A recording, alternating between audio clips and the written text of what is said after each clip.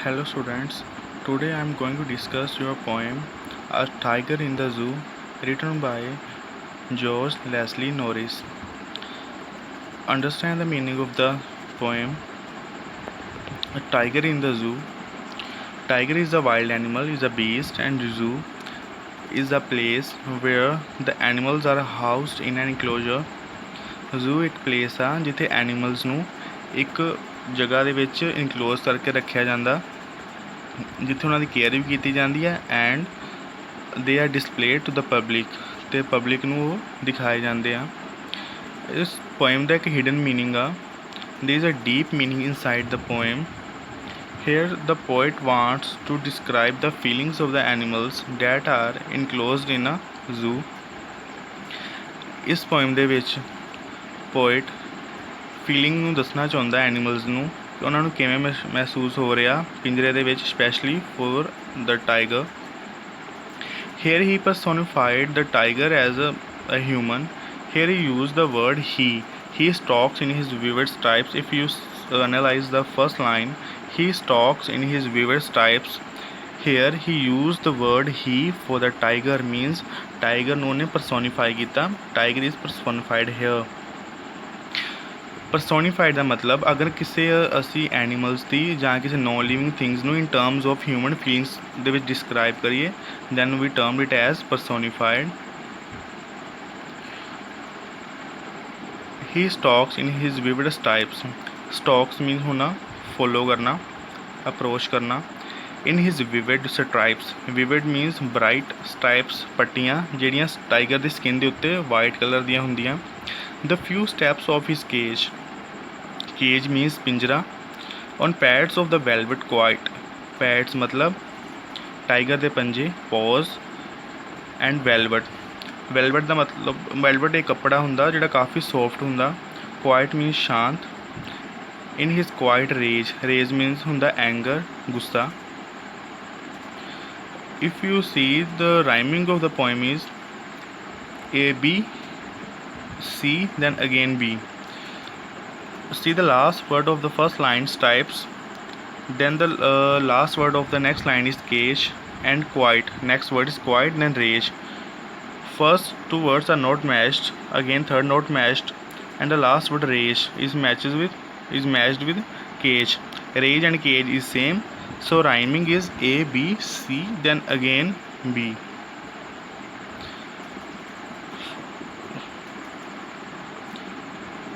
He stalks in his vivid stripes, the few steps of his cage, on pads of velvet quiet in his quiet rage.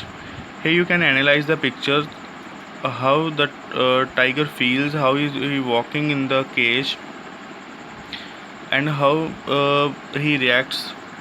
You can see him, the last picture, he is expressing his anger. So understand the explanation of the first stanza.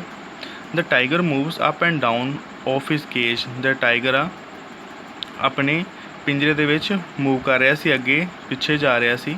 The stripes on his body are of the strong bright color. ਤੇ ਜਿਹੜੀਆਂ ਸਟ੍ਰਾਈਪਸ ਆ ਉਹਦੀ body ਦੇ ਉੱਤੇ ਪੱਟੀਆਂ white colour ਦੀਆਂ, ਕਾਫੀ ਜ਼ਿਆਦਾ strong bright colour ਸੀ ਉਹਨਾਂ ਦਾ। The stripes on his body are of strong bright color. The tiger moves quietly on his velvety pads. ਤੇ ਟਾਈਗਰ ਆਪਣੇ ਪੰਜਿਆਂ ਦੇ ਉੱਪਰ ਜਿਹੜੇ ਵੈਲਵਟ ਦੀ ਤਰ੍ਹਾਂ ਸੌਫਟ ਸੀ ਉਹਨਾਂ ਉੱਪਰ ਬੜੇ ਸ਼ਾਂਤ ਤਰੀਕੇ ਦੇ ਨਾਲ ਮੂਵ ਕਰ ਰਿਹਾ ਸੀ। He is full of rage but he is quiet. ਉਹ ਕਾਫੀ ਗੁੱਸੇ ਵਿੱਚ ਸੀ ਲੇਕਿਨ ਉਹ ਸ਼ਾਂਤ ਸੀ। Because he knows that he is helpless here. ਕਿਉਂਕਿ ਉਹ ਜਾਣਦਾ ਸੀ ਇੱਥੇ ਉਹ ਕੁਛ ਨਹੀਂ ਕਰ ਸਕਦਾ। He is helpless here. So the next stanza is, he should be lurking in the shadow, sliding through the long grass near the water hole where the plump deer pass. Meaning of the lurk is, first line is, he should be lurking in the shadow. Lurking means ਹੁੰਦਾ ਛਿਪਣਾ ਜਾਂ ਲੁਕਣਾ। Sliding through ਦਾ ਲੌਂਗ ਗਰਾਸ, sliding ਹੁੰਦਾ ਨੀਚੇ late ਕੇ ਅੱਗੇ ਅੱਗੇ ਜਾਣਾ, slide ਕਰਨਾ। Near ਦਾ water hole, ਪਾਣੀ ਦੇ ਹੋਲ ਦੇ ਕੋਲ, ਵਾਟਰ ਹੋਲ ਦੇ ਕੋਲ। Where the plump deer pass, plump means fat, ਮੋਟਾ ਹੋਣਾ। So understand the next explanation of next stanza. Looking at the imprisoned tiger, the poet is filled with pity. ਜਦੋਂ poet ਦੇਖਦਾ ਕਿ ਇੰਪ੍ਰਿਜ਼ਨ tiger means ਜਿਹੜਾ ਕੈਦ ਆ ਟਾਈਗਰ ਪਿੰਜਰੇ ਦੇ ਵਿੱਚ, ਤਾਂ ਉਹਦੇ ਜਦੋਂ ਦੇਖ ਕੇ ਜਿਹੜਾ ਪੋਇਟ ਆ ਉਹਦੇ ਕਾਫੀ ਜ਼ਿਆਦਾ ਉਹਨੂੰ ਤਰਸ ਆਉਂਦਾ, ਪਿਟੀ ਆਉਂਦੀ ਉਹਦੇ ਵੱਲ ਦੇਖ ਕੇ। He says that poor tiger should have been in his natural habitat. ਅਤੇ ਉਹ ਇੱਥੇ ਜਿਹੜਾ ਪੋਇਟ ਉਹ ਕਹਿ ਰਿਹਾ ਕਿ ਜਿਹੜਾ ਟਾਈਗਰ ਆ, ਜਿਹੜਾ ਵਿਚਾਰਾ ਟਾਈਗਰ ਆ, ਉਹਨੂੰ ਆਪਣੇ ਨੈਚੁਰਲ ਹੈਬੀਟੈਟ ਦੇ ਵਿੱਚ ਹੋਣਾ ਚਾਹੀਦਾ। Then at this point of the night he would have been lying in the shadows of the trees and sliding quietly through the long grass। Poet imagine ਕਰ ਰਿਹਾ ਅਗਰ ਉਹ ਇਸ ਸਮੇਂ ਜੰਗਲ ਦੇ ਵਿੱਚ ਹੁੰਦਾ ਤਾਂ ਉਹ ਕਿਸੇ ਦਰਖਤ ਦੇ ਸ਼ੈਡੋ ਦੇ ਨੀਚੇ ਛਿਪਿਆ ਹੋਣਾ ਸੀ ਅਤੇ ਇੱਕ ਸਲਾਈਡ ਕਰ ਰਿਹਾ ਹੋਣਾ ਸੀ ਲੰਬੀ ਗਰਾਸ ਦੇ ਵਿੱਚ। There near the water hole he would be waiting for some fat deer to pass that way। ਅਤੇ ਇੱਥੇ ਪਾਣੀ ਦੇ ਕੋਲ ਉਹ ਵੇਟ ਕਰ ਰਿਹਾ ਹੁੰਦਾ ਕਦੋਂ ਕੋਈ ਫੈਟ ਜਿਹੜਾ ਡੀਅਰ ਇੱਥੇ ਪਾਣੀ ਦੇ ਕੋਲ ਆਵੇ ਪਾਣੀ ਪੀਣ ਲਈ, ਤਾਂ ਕਿ ਉਸ 'ਤੇ ਉਹ ਅਟੈਕ ਕਰ ਸਕੇ। Thus he would be lying there in expectation of the heavy feast. ਅਤੇ ਇਸ ਤਰ੍ਹਾਂ ਉਹ ਅਗਰ ਜੰਗਲ ਵਿੱਚ ਹੁੰਦਾ ਤਾਂ ਐਕਸਪੈਕਟ ਕਰ ਰਿਹਾ ਹੁੰਦਾ ਕਿਸੇ ਭਾਰੀ ਭੋਜਨ ਦੀ ਤਲਾਸ਼ ਦੇ ਵਿੱਚ ਸਲਾਈਡ ਕਰ ਰਿਹਾ ਹੁੰਦਾ ਜਾਂ ਲੁਕ ਰਿਹਾ ਹੁੰਦਾ। So next stanza is he should be snarling around the houses at the jungle's edge, bearing his white fangs, his claw, terrorizing the village। Snarling means sound करना, snoring करना, गुस्से से गुर्राना। At the jungle's edge means किनारा। Bearing his white fangs, bearing ਹੁੰਦਾ uncover करना, white fangs means ਉਹਦੇ tiger ਦੇ ਨੁਕੀਲੇ ਦੰਦ। His claw means ਪੰਜੇ। terrorizing the village, terrorizing ਹੁੰਦਾ ਡਰਾਉਣਾ ਕਿਸੇ ਨੂੰ। and the explanation is here the poet imagines that the tiger would be doing in case he failed to find any prey in his natural habitat। ਹੁਣ poet imagine ਕਰ ਰਿਹਾ ਹੁੰਦਾ ਅਗਰ tiger ਨੂੰ ਉਹਦਾ ਸ਼ਿਕਾਰ ਨਹੀਂ ਮਿਲਦਾ, ਪ੍ਰੇ ਮੀਨਸ ਸ਼ਿਕਾਰ, ਅਗਰ ਉਹ ਫੇਲ ਹੋ ਜਾਂਦਾ ਆਪਣੇ ਸ਼ਿਕਾਰ ਨੂੰ ਫਾਈਂਡ ਕਰਨ ਦੇ ਵਿੱਚ। He says that the tiger would be growling at the edge of the jungle near some village। Poet ਕਹਿ ਰਿਹਾ ਫਿਰ ਕੀ ਕਰਦਾ ਟਾਈਗਰ, ਜੰਗਲ ਦੇ ਕਿਨਾਰੇ ਦੇ ਕੋਲ ਜਾਂਦਾ ਅਤੇ ਕਿਸੇ ਪਿੰਡ ਦੇ ਕੋਲ ਉਸ ਦੇ ਅਰਾਊਂਡ ਚੱਕਰ ਲਗਾਉਂਦਾ, ਗਰਾਊਲਿੰਗ ਕਰਦਾ, ਆਵਾਜ਼ ਕਰਦਾ ਉੱਥੇ। He would be showing his white fangs and claws while moving here and there। ਜਦੋਂ ਉਹ ਮੂਵ ਕਰ ਰਿਹਾ ਹੁੰਦਾ ਤਾਂ ਉਹ ਆਪਣੇ ਵਾਈਟ ਫੈਂਗਸ ਮੀਨਸ ਉਹਦੇ ਜਿਹੜੇ ਨੁਕੀਲੇ ਦੰਦ ਆ ਤਾਂ ਉਹਦੇ ਪੰਜੇ ਆ ਉਹਨੂੰ ਦਿਖਾ ਰਿਹਾ ਹੁੰਦਾ। He would thus become a cause of terror for the villager. ਅਤੇ ਇਸ ਤਰ੍ਹਾਂ ਉਹ ਜਿਹੜੇ ਲੋਕ ਰਹਿੰਦੇ ਪਿੰਡ ਦੇ ਵਿੱਚ ਵਿਲੇਜਰਸ ਉਹਨਾਂ ਲਈ ਖਤਰੇ ਦਾ ਕਾਰਨ ਬਣ ਜਾਂਦਾ। The poet here gives a hint that if we destroy the natural habitat of the tigers they will be force to turn to our towns and villages to find their food. ਅਤੇ ਹੁਣ ਇੱਥੇ poet describe ਕਰ ਰਿਹਾ ਅਗਰ tiger ਦੇ natural Habitat ਨੂੰ ਅਸੀਂ ਖ਼ਤਮ ਕਰ ਦਿੰਦੇ ਹਾਂ ਤਾਂ ਕੀ ਹੁੰਦਾ, they will be force to turn out to our towns. ਅਤੇ ਉਹ ਸਾਡੇ ਕਸਬਿਆਂ ਦੇ ਵਿੱਚ, ਸਾਡੇ ਪਿੰਡਾਂ ਦੇ ਵਿੱਚ ਭੋਜਨ ਦੀ ਤਲਾਸ਼ ਦੇ ਵਿੱਚ ਆ ਜਾਣਗੇ। The next stanza is but he is locked in a concrete cell, his strength behind the bars, stalking the length of his cage, ignoring the visitors.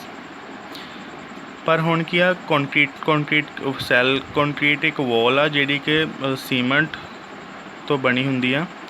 Cell ਕੀ ਹੁੰਦੀ ਆ, ਉਹਦੀ ਗੁਫਾ ਜਾਂ ਉਹਦਾ ਪਿੰਜਰਾ।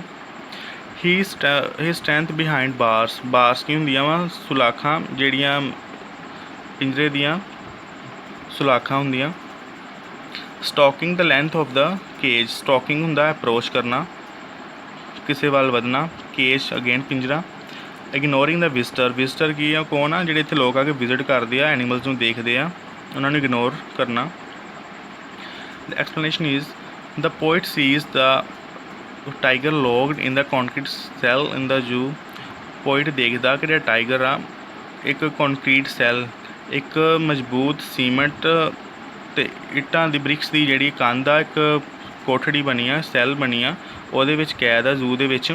ਇਨ spite of all his strength he now lies imprisoned behind the bars. ਹੁਣ ਉਹਨੂੰ ਆਪਣੀ ਤਾਕਤ ਦਾ ਅਹਿਸਾਸ ਨਹੀਂ ਹੋ ਰਿਹਾ। ਹੀ ਨਾਓ ਲਾਈਜ਼ ਇੰਪ੍ਰਿਜ਼ਨਡ, ਅਤੇ ਬੜੇ ਹੁਣ ਉਹ ਅੰਦਰ ਲਾਈ ਕਰ ਰਿਹਾ ਇੱਕ ਇੰਪ੍ਰਿਜ਼ਨਡ, ਇੱਕ ਜਿਹੜੀ ਸੁਲਾਖਾਂ ਬਾਰਸ ਆ ਕੋਠੜੀ ਦੀਆਂ ਉਹਦੇ ਪਿੱਛੇ ਇੰਪ੍ਰਿਜ਼ਨਡ ਆ, ਉਹ ਕੈਦ ਆ। Very slowly and silently he moves up and down along the length of the cage. ਅਤੇ ਬੜੀ ਹੌਲੀ ਅਤੇ ਸ਼ਾਂਤਮਈ ਦੇ ਵਿੱਚ ਉਹ ਅੱਗੇ ਪਿੱਛੇ ਮੂਵ ਕਰ ਰਿਹਾ ਪਿੰਜਰੇ ਦੇ ਵਿੱਚ। He takes no note of the visitors who come to the zoo to have a look at him. ਹੁਣ ਜਿਹੜੇ ਵਿਜ਼ਟਰ ਉੱਥੇ ਆ ਰਹੇ ਆ ਉਹਨੂੰ ਦੇਖ ਰਹੇ ਆ, who come to the zoo to have a look at him, ਅਤੇ ਉਹ ਉਹਨਾਂ ਨੂੰ ਕੋਈ ਨੋਟ ਨਹੀਂ ਕਰ ਰਿਹਾ, ਉਹਨਾਂ ਨੂੰ ਇਗਨੋਰ ਕਰ ਰਿਹਾ ਵਿਜ਼ਟਰਸ ਨੂੰ। He hears the last voice at night, the patrolling cars, and stares with his brilliant eyes at the brilliant stars. Patrolling cars, patrolling ਕੀ ਹੁੰਦਾ? ਗਸ਼ਤ ਕਰਨਾ। ਜਦੋਂ ਪੁਲਿਸ ਗਸ਼ਤ ਕਰਦੀ ਹੈ ਕਿਸੇ ਵਿਲੇਜ ਦੇ ਜਾਂ ਟਾਊਨ 'ਚ ਜਾਂ ਸਿਟੀ ਦੇ ਵਿੱਚ, in order to check the crime, ਅਤੇ ਕ੍ਰਾਈਮ ਨਾ ਹੋਵੇ ਇਸ ਕਰਕੇ ਜਿਹੜੀ ਪੁਲਿਸ ਆ ਗਸ਼ਤ ਕਰਦੀ ਆ। Term is called patrolling. And stares with his brilliant eyes. Stares ਕੀ ਹੁੰਦਾ? ਘੂਰਨਾ ਕਿਸੇ ਵੱਲ, ਬੜੀ ਸਟਰੋਂਗਲੀ ਦੇਖਣਾ ਕਿਸੇ ਵੱਲ। And the brilliant stars.